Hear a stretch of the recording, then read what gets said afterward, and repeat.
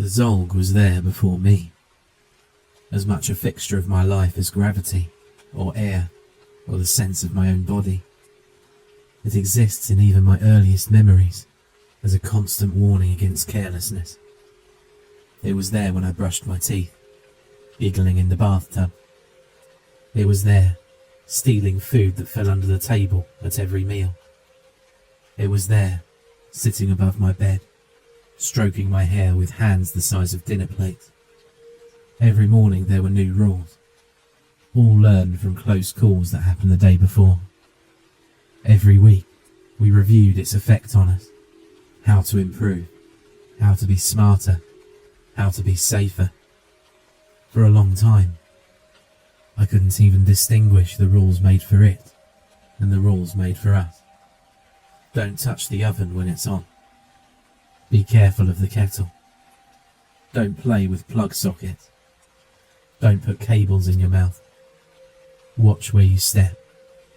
Never use any appliance without first checking the wiring. Always help Daddy look for the Zolg as he backs out of the driveway. Rules upon rules upon rules, growing in number and complexity until we all felt stifled. All of us slowly going mad from the suffocating need for constant vigilance. Other teenagers had fun. Other teenagers stepped away from the rules and embraced freedom. That's what adulthood was meant to be about, or so I thought at the time. But not for me. The rules just kept growing. Eventually, I realised that other families don't have Zolgs, just us. There's only one of him, and whatever inexplicable force brought him into existence saw fit to put him with us. For years, it had never occurred to me to evaluate his presence as anything other than a simple fact of life. But when I saw the madness for what it was, something inside me changed. A hatred crystallised into an icy core. I was filled with memories of his little egg-shaped body and lanky arms, with those huge yellow-green hands. Whole nights spent listening to him waddling down the hallway as he scratched his dangling yellow fingers over the walls, gagging at the things he'd sneak into Mum's cooking, crying at every dead animal left on our doorstep. I hated that stupid thing. I hated it so much that one day I snapped and lashed out. Whack. I hit it so hard it flew off the table where it had been dancing on my plate, and it hit the wall with a satisfying thud. I expected my mother to fly into a rage at this blatant transgression of family law, but instead she just ran up and held me, stroking my cheek.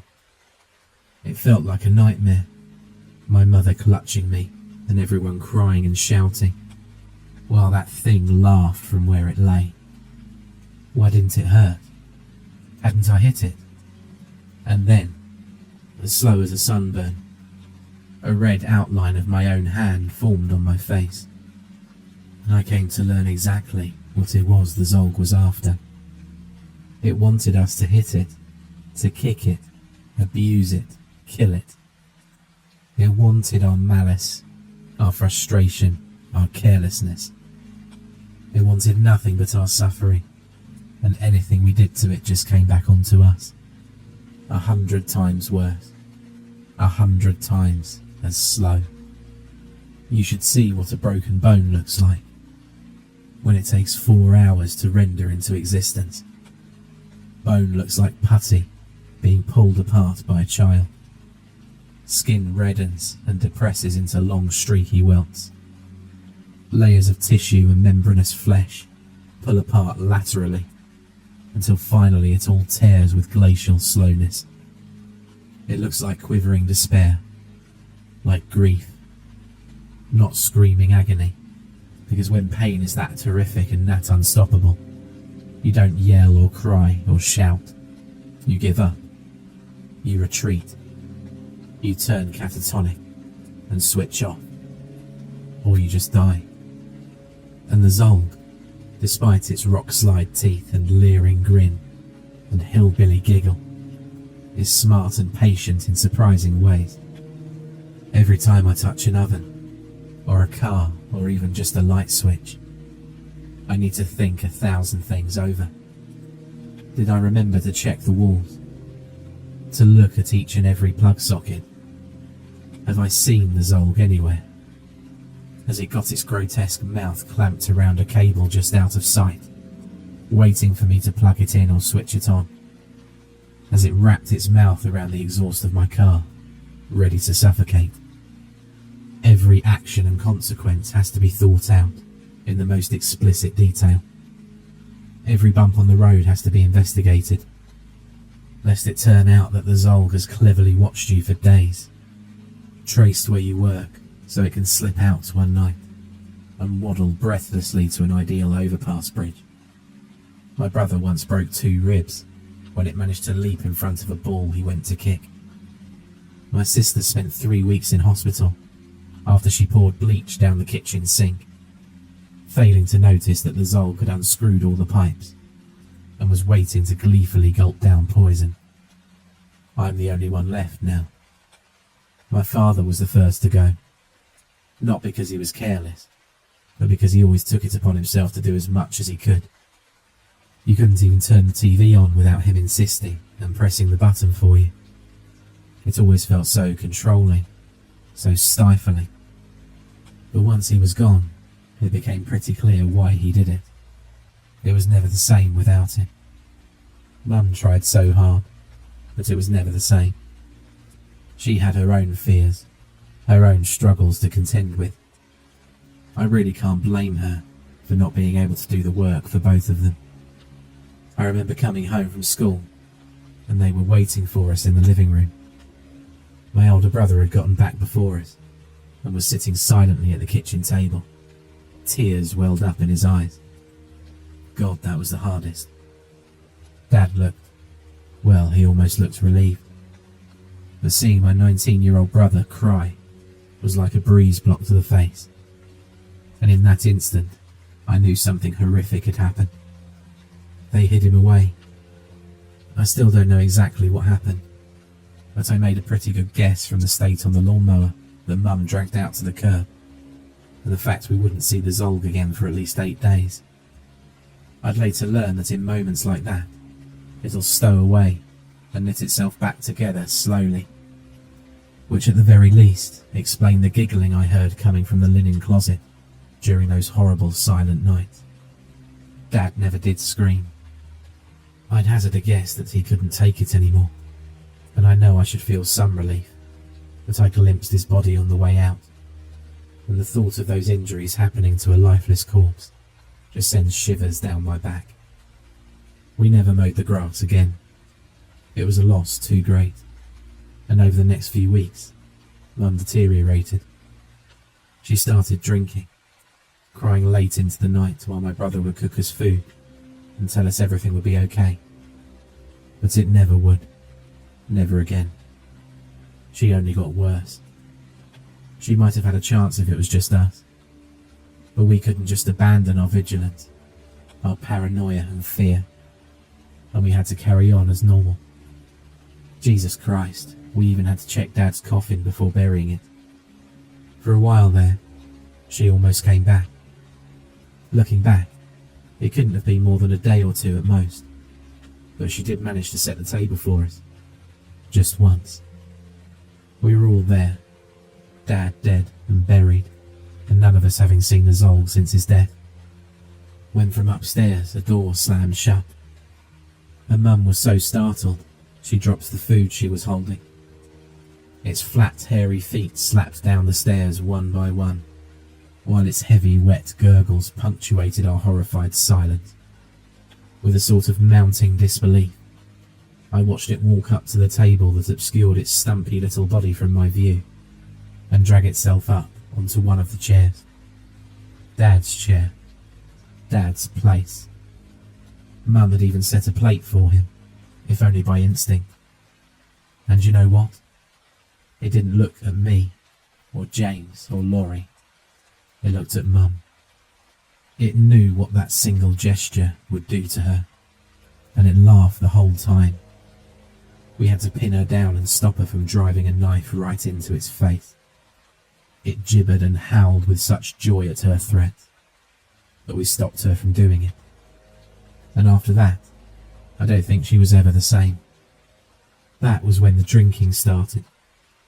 It was also when James became the new favourite. It had always shown a special interest in Dad, and without him around, it fell on James to become the focus of its attention. We always thought we'd be doing such a good job, but without Dad, things felt 1,000 times harder. James was injured 6 times in as many months, and things were never much better after that. I remember he took me fishing.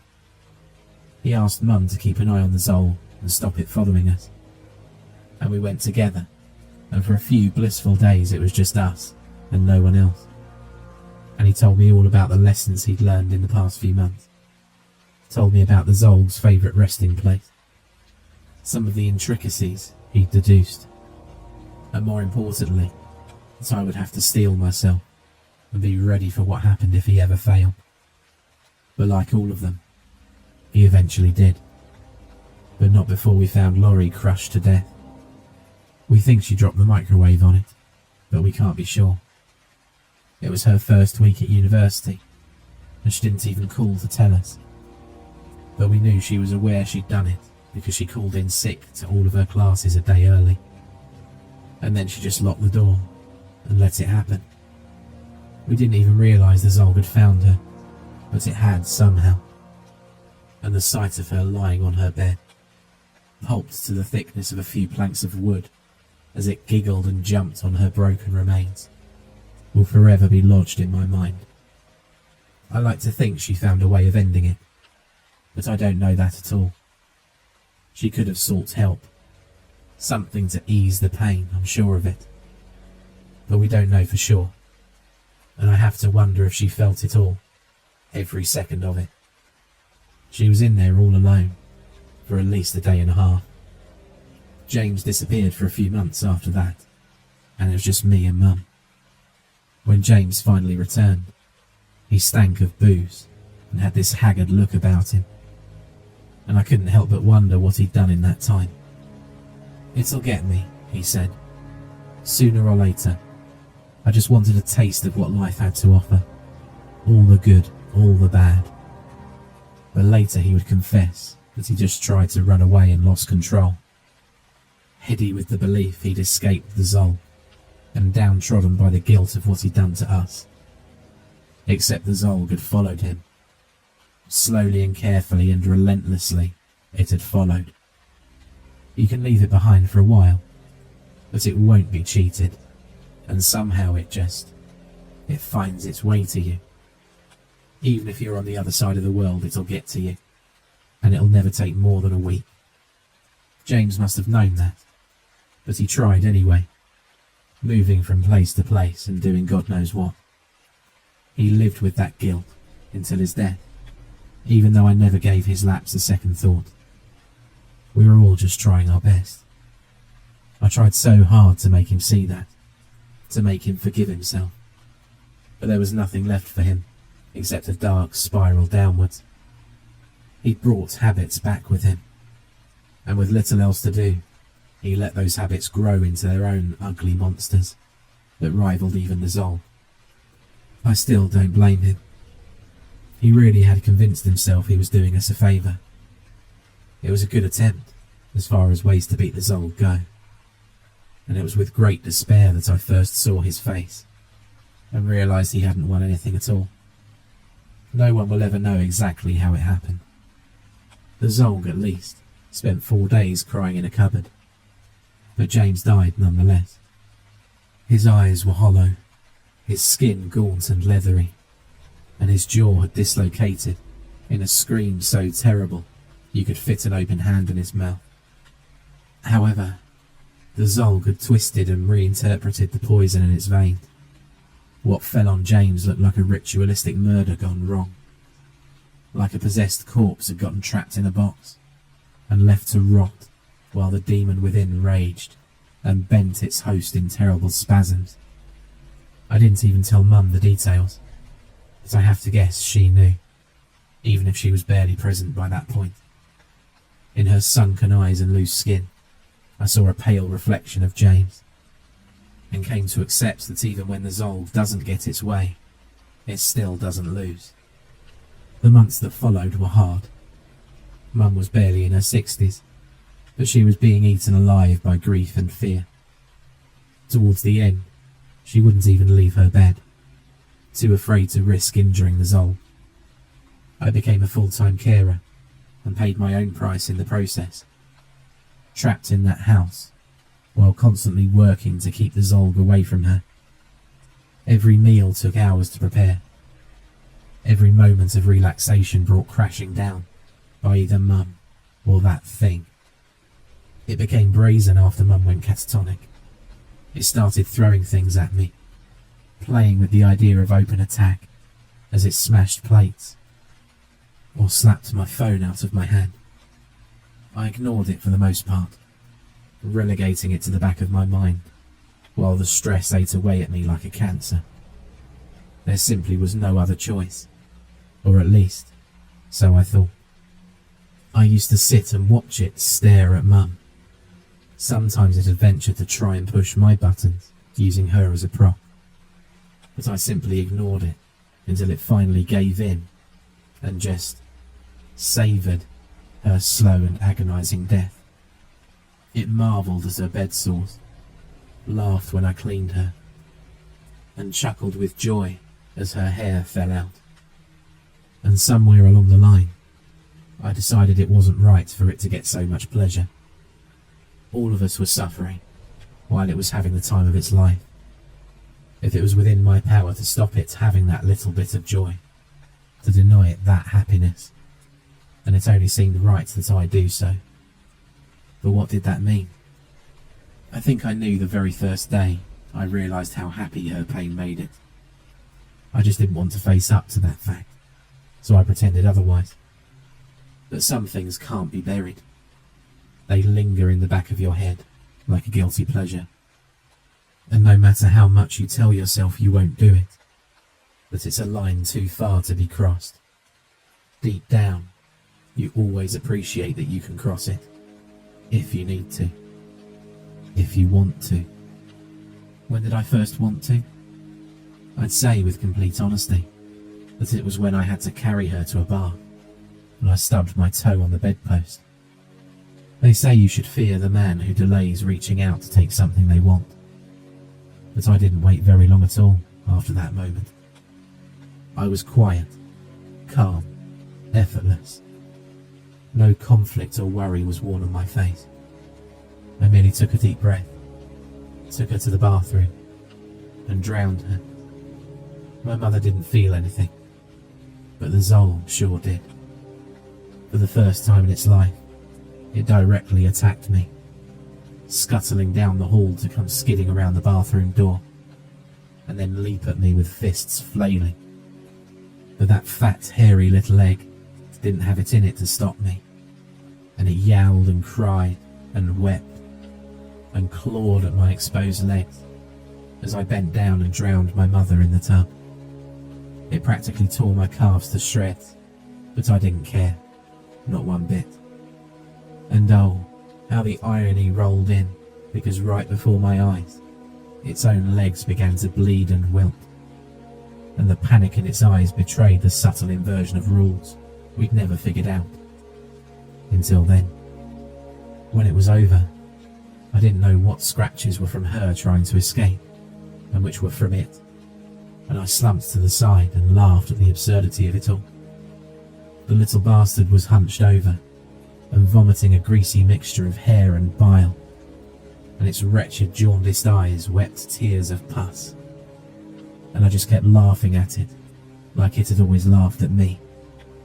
I even imitated it, holding my hands over my stomach and fake sobbing, just like it did to us at Dad's funeral. And then I wheezed with joyous giggles when it ran out of the room cursing me in its weird language. Whatever force binds it, that kind of murder messes with it in unpleasant ways. And with that leverage, nothing was ever quite the same for it. It spent weeks weeping in the attic, but I found it and dragged it out into the light and watched it wither and struggle. I'm quite sure it would have died if I'd followed this up with another kill, and then another. But there's only me left, and I can do nothing except savour the quiet victory of causing it such longing despair. It's still stuck around, of course. If anything, it's more determined than ever, but I don't think it'll get me. It's also growing older. God knows what their lifespan is. I found maybe 2 written references to them in my entire life, so it's not like I can just check Wikipedia for an update. But it is getting older, thinner, closer to the grave. It's just a thing, after all. Maybe it won't happen in my lifetime, but I sure as hell won't be having kids. And I look forward to the thought of that stupid thing, left old and alone in this world. It'd probably spend its remaining days dancing on our graves. But the joke's on it, because we'd be free. And it'd still be down on Earth playing its stupid game, against players who have all left the table. Unless, of course, it just goes and finds another family. In which case, well, now you know how to kill it.